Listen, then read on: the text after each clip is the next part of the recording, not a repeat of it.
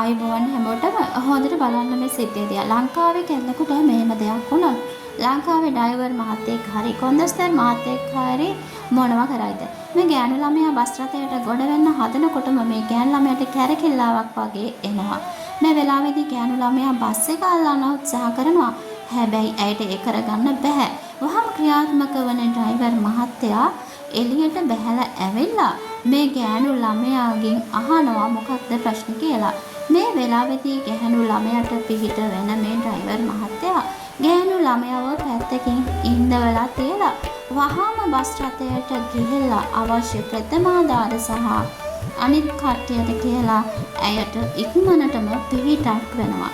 ඉතින් ඇත්තටම මේ වගේ වීඩියෝ දකින්න ලැබීමත් අපිට වාසනාවක්. ඒ වගේම මේ වගේ රියදුරු මහතුන් ලෝකය පුරා ලංකාවේ පවා අපිට දකින්න තියෙනවා. ඉතින් ඒ නිසා අපි මේක අගය කරලා සලකමු. වීඩියෝ එක හොඳයි නම් ලයික් එකක් කමෙන්ට් එකක් දාලා මගේ channel එක subscribe කරන්නත් අමතක කරන්න එපා. මේ වගේ ලස්සන වීඩියෝ දිගටම බලන්න මගේ channel එකත් එක්ක රැඳිලා ඉන්න කියලා ආරාධනා කරනවා.